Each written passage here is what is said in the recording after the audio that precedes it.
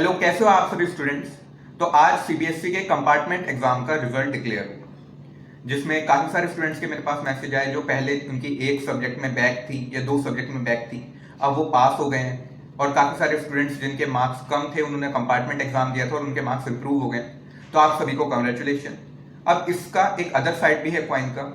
काफी सारे वो वाले स्टूडेंट्स हैं जिनके मार्क्स एज इट इज जितने पहले थे उतने ही दोबारा आए। अब अगर एक स्टूडेंट होता तो समझ में आती, दो स्टूडेंट होते तो समझ में आती, बट बहुत सारे एक बड़ा ग्रुप है स्टूडेंट्स का जिनके मार्क्स जितने पहले थे उतने ही हैं। उनके कंपार्टमेंट एग्जाम में कोई मार्क्स चेंज नहीं हुआ। अब ऐसा कैसे हो गया? हो सकता है एक मार्क्स बढ़ता या मार्क्स कम होता या कुछ तो चेंज आता ना मार्क्स में, बट कोई चेंज ही नहीं है। और ये मेन जिस सब्जेक्ट में हुआ है, जो मेन इंफोसाइज है वो फिजिक्स पे। फिजिक्स में बहुत सारे स्टूडेंट्स के एज इट इज उतने ही मार्क्स हैं, ना बढ़े हैं ना घटे हैं जितने पहले थे। कंपार्टमेंट एग्जाम से उनका कोई इतना इंप्रूवमेंट हुआ है, कुछ नहीं हुआ है। तो अब क्या करें स्टूडेंट्स? पहले तो सीबीएसई ने ओएसएम मार्किंग स्कीम, ओएसएम के थ्रू चेकिंग कराई, जिसमें स्टूडेंट्स का बेड़ा गर्क कर दिया। ओएसएम में क्या चेकिंग हुई, कितनी सारी चीजें हुई, स्टूडेंट्स की नोटबुक ब्लर हुई, आपसे ट्रांसपेरेंसी के साथ चेकिंग नहीं हुई। तो भाई जब आपके बस की नहीं थी इतना संभालना या ओएसएम के थ्रू चेकिंग करना, तो जो मेथड चला आ रहा था चेकिंग का आप उसको ही रखते। देन उसके बाद आपने कहा रिवैल्यूएशन, स्टूडेंट्स ने रिवैल्यूएशन के लिए अप्लाई किया। उसमें कुछ बच्चों के मार्क्स बढ़े, जितने बढ़ने चाहिए थे उससे कम बढ़े हैं काफी सारे स्टूडेंट्स के, और काफी सारे स्टूडेंट्स के तो मार्क्स बढ़े ही नहीं। अगर स्टूडेंट्स ने अपनी नोटबुक आपसे मंगाई है, चेक की है, तो देख रहे हैं कि नोटबुक ब्लर है। अब नोटबुक ब्लर है तो इसमें स्टूडेंट की कोई गलती नहीं है। देन स्टूडेंट ने फिर भी सोचा कि नहीं अब कंपार्टमेंट देंगे, उसने कंपार्टमेंट एग्जाम दिया, तब भी आपसे ठीक से चेकिंग नहीं हुई, आपने स्टूडेंट्स का दोबारा बेड़ा गर्क कर दिया। तो भाई आप क्या स्टूडेंट्स को टॉय समझ रहे हो?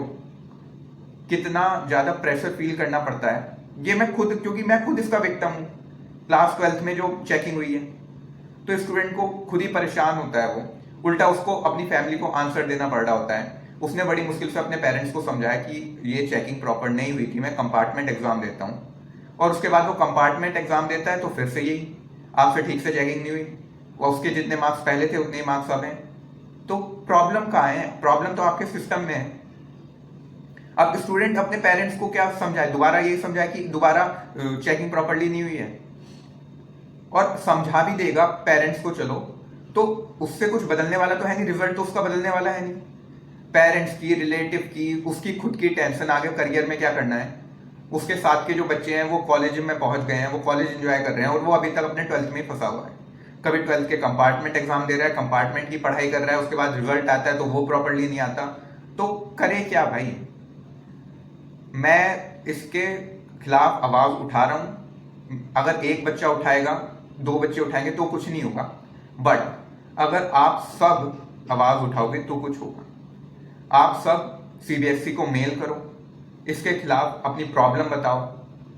और अब आपको क्या करना है, क्योंकि अब ये कंपार्टमेंट का रिजल्ट आ गया है, आप ऐसे ही परेशान होकर नहीं बैठ सकते, आगे कॉलेज का भी देखना है और चीजें भी देखनी है आपको। तो अभी आपको क्या करना है, पोस्ट रिजल्ट आएगा, तो पोस्ट रिजल्ट में आपके पास ऑप्शन होता है फोटोकॉपी मंगाने का अपनी नोटबुक की, वेरिफिकेशन का और रिवैल्यूएशन का।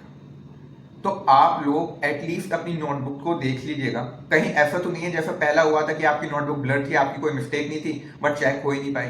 तो आप लोग अपनी नोटबुक में मंगाइएगा। और ये जो सीबीएसई पोर्टल ओपन करता है ना पोस्ट रिजल्ट का, वो बहुत कम टाइम के लिए करता है, और ऐसा कोई एकदम क्लियर कट आता भी नहीं है कि रिजल्ट, पोस्ट रिजल्ट का पोर्टल ओपन हो गया।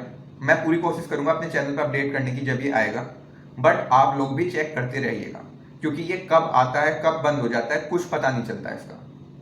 ये बिल्कुल ट्रांसपेरेंट नहीं होता, और ना इसका कोई ज्यादा बात करता है। अब कोई इस चीज के बारे में बात नहीं कर रहा कि स्टूडेंट्स के कंपार्टमेंट के एग्जाम के साथ जो उनके साथ ये हुआ है, उनके मार्क्स के साथ जो अब बच्चों के साथ खिलवाड़ हुआ है, उनके मार्क्स चेंज नहीं हुए, क्योंकि सब लोग बिजी हैं। 12th क्लास हो चुकी है स्टूडेंट्स की, वो कॉलेज में आ चुके हैं, सब आगे बढ़ चुके हैं, बट एक बहुत बड़ा ग्रुप बेचारा फंसा हुआ था यहाँ पे कंपार्टमेंट के, और उनकी कोई बात नहीं कर रहा है। तो आप लोग अपनी बात रखिए, पोस्ट रिजल्ट पे अपनी बात, अपनी पोस्ट रिजल्ट पे अपना नोटबुक मंगाइएगा, उसको चेक कीजिएगा कहाँ पे क्या है, कहीं ऐसा तो नहीं कि आपकी नोटबुक ही ना हो। ये भी तो हो सकता है कि किसी और की, जैसे एक केस हमें देखने को मिला था, या फिर आपकी नोटबुक ब्लर हो, तो अपनी नोटबुक देखिएगा और रिवैल्यूएशन में अगर आपको लगता है तो रिवैल्यूएशन के लिए अप्लाई कीजिएगा।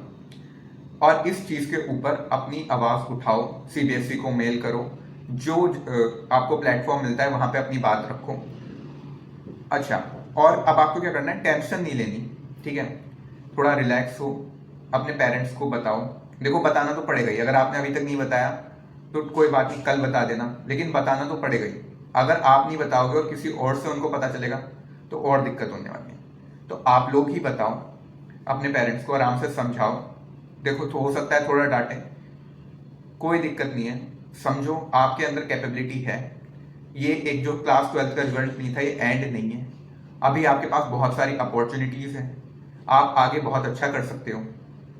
ऐसे बहुत सारे पर्सन देखने को मिले हैं जिनके स्कूलिंग में मार्क्स अच्छे नहीं थे, इवन कॉलेज में भी उनके मार्क्स अच्छे नहीं थे, लेकिन वो लाइफ में बहुत अच्छा कर रहे हैं, बहुत बड़े बिजनेसमैन हैं।